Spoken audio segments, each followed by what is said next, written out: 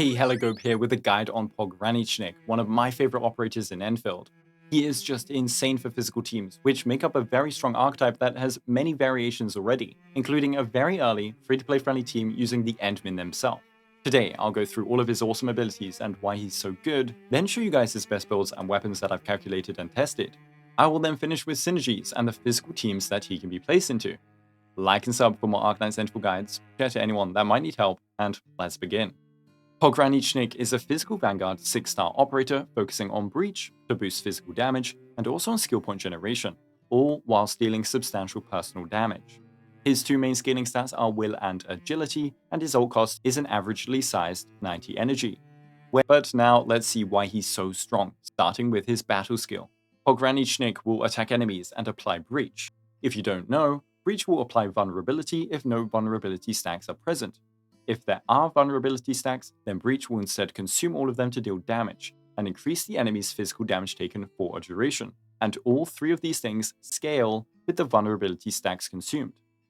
And while his battle skill ties even more into the whole building up and consuming playstyle, he interacts with these stacks like the status does too, as his battle skill recovers skill points based on the number of vulnerability stacks consumed when it's cast.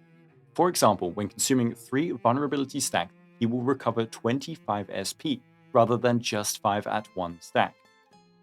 So not only can we buff all of our physical damage in our team, we can also now generate some SP back for the team. Remember, battle skills still cost 100 SP to use after all. And now onto his combo skill, which to activate needs Crush or Breach to consume the enemy's vulnerability stacks. And so this plays perfectly with his battle skill. What's even cooler is that his combo skill gets stronger the more vulnerability stacks that were consumed. He performs a number of slashes on the enemy and recovers skill points yet again. The amount of slashes this combo does, and thus the damage and stagger, as well as the skill points recovered, all scale on the vulnerability stacks consumed by the attack that triggered this combo. So if you consumed 4, you can generate 35 SP, deal a ton of damage, and also a decent amount of stagger. But opportunity cost is important, and so in some teams we'll instead focus on 3 vulnerability stack consumptions until we get more physical units that can build up to 4 easier.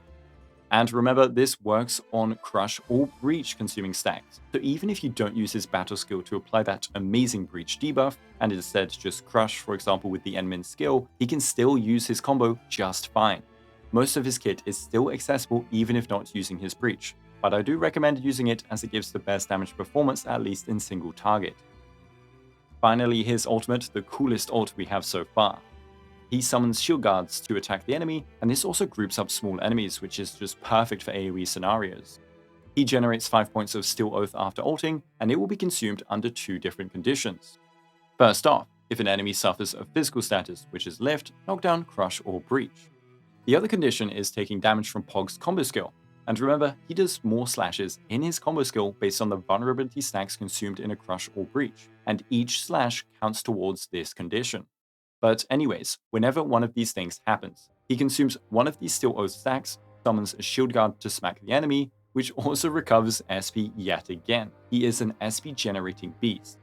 When he drops to 0 stacks, all 4 shield guards will then slam dunk the enemy for massive damage and more SP recovery.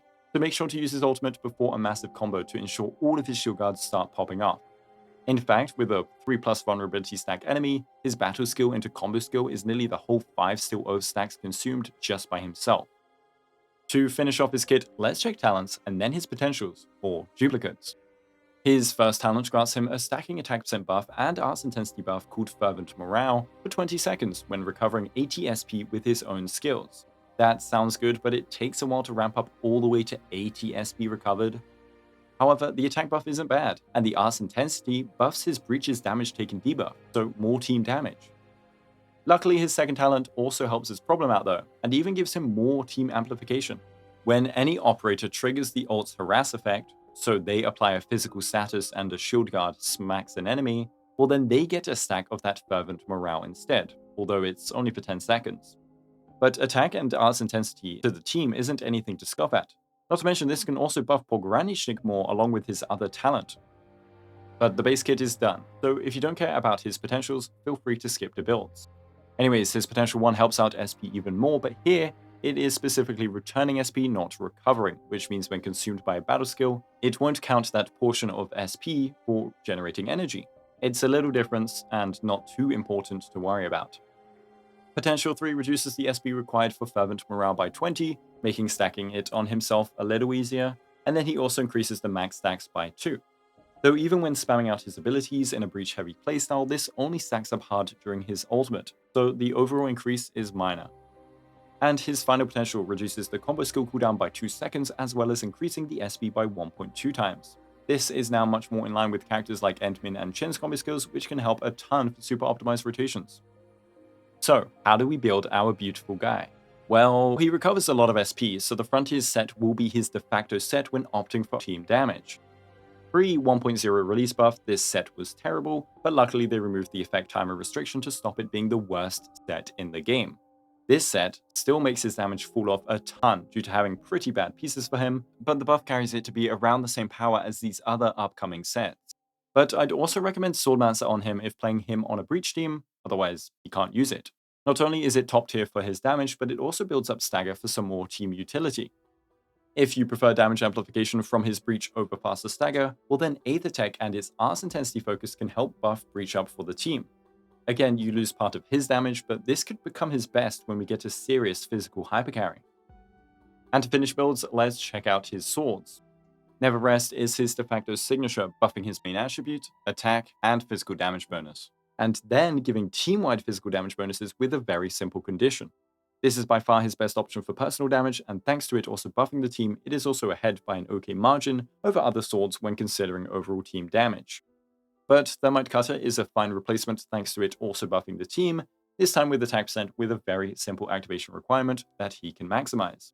Eminent Repute is then similar in power, giving a scaling attack buff to himself and the team based on vulnerability stacks consumed. However, the uptime is not as perfect as Thermite Cutter, and would not work if he's not consuming the vulnerability stacks.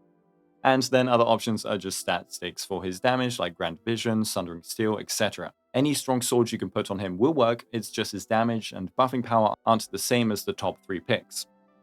Either way, he will lead to some insane skill point generation for any physical team, a large amount of physical damage buffing if using his battle skill, and a whole load of sub-DPS damage. He can bring utility in stuff like Swordmancer stagger as well, more buffing through a few swords he can equip, and he's overall just a goat, especially with those animations. Any physical team would love to have him as of 1.0. But what are those teams? Chen is the backbone of any physical team right now, so we'll include her in each one. She is the best physical stacker in terms of consistency, which is perfect for either breach teams or crush teams with Pogranichnik. She also just dishes out a whole load of burst damage through her ultimates, as well as stagger with her whole kit. Then we'd pick Endmin, Depan, or Li Feng. Endmin would be a main damage dealer here, and can either stick to using their raw kit power to do so, or you can forego breaches here and there on Pogranichnik for Administrator crushes instead. This could be good, for example, in AoE. Versus bosses, you'd want to either breach only, or alternate between high vulnerability breaches and crushes during said breach. But Endmin doesn't stack vulnerability up that much compared to someone like Depan. In any case though, don't spam only crush on them. Endmin battle skill, Chen battle skill combo, Endmin combo, and then either Pog battle skill or another Endmin battle skill into Pog combo. This trio cannot reliably stack to 4 vulnerability without foregoing too much time or SP, so we stick to 3 here. Now this 4th stack can be provided by the 4th slot in case you're using Li Feng here in Sustainless or Ember in Sustain teams, but again, where's the SP for that? All you could do are Li Feng ults and possible Ember combos, and if you have them, then feel free to hit 4 vulnerability breach or crushes. Now, Depan would be similar to Administrator, but here, he doesn't do as much raw damage as Endmin without his crushes. So you'd have to focus on crush or rotate between breach and then gigantic max crush on Depan with that physical damage taken debuff from Pogranichnik. This is possible since Depan can reduce his own combo skill cooldown after ulting. And he also can still combo even if his vulnerable stacks get triggered, letting him work towards another 4 stacks of vulnerability, this time for his crush. Since Depan is much better at stacking vulnerability, a combo I like is Depan ult, Depan battle skill, Chen combo skill, Pog battle skill, Depan combo since 4 vulnerability stacks were reached even if he doesn't consume them, which gives us 1 vulnerability stack, then Pog combo, then Chen battle skill into combo, Depan battle skill, Depan final combo skill for a gigantic crush. Both of these crush DPS have their pros and cons. Endmin offers the team some really strong buffs, but has less flexibility in vulnerability stacking. Japan can be highly optimized, but has weird moments of having too much fun, in some cases like with Li Feng, and his crush is less flexible as it's stuck to his combo. Run who you like though, they're both strong. And Li Feng would build up a ton of vulnerability stacks through his ult, apply physical susceptibility here and there, but really, he's just here to do a ton of damage in the team without consuming vulnerability stacks at all. And so in his team, Pogranichnik would act as your only possible vulnerability consumer. This is again still completely viable because of how good he is in damage, but also Chen. And Li Feng's damage is very high too.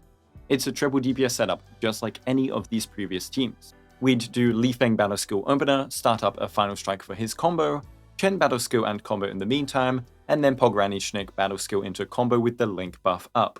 If we have Li Feng ult, we'd save the link for that. So you can use Endmin Chen Pog, Japan Chen Pog, or Li Feng Chen Pog. 3 different teams with different playstyles, but all strong and fun to play. For the 4th slot in these teams, we will first opt for the classic Ardelia choice, who is free on release. Her easy to use and long duration physical susceptibility is super strong, she heals, and she has more buffs in her sets and arts units choices. Just remember, in some teams you might not have the SP for her skill, so you'll need to manage your rotations wisely and occasionally use her skill, not all the time. Also in an Endmin team, she can be annoying due to her combo proccing enemies combo, which we might not want at that exact moment. You'll have to stall her combos sometimes. And you could also finally use Ember. Her combo skill and battle skill stack up vulnerability by applying knockdown, which also means lots of stagger. You do have to get hit for the combo skill to apply the stack, possible if using her battle skill, and it is there as an option if you really want that 4th stack for a big crush or breach. She also is just really good for team tankiness, even if she provides no consistent damage increase to your team, unlike Ardelia. And that is all on Pogranichnik for 1.0, and I can't wait to play more of him now that the game has been released. Let me know if you managed to pull him and what you think of him, and like and sub if you enjoyed this guide. Thank you so much for watching, and have a guoba day.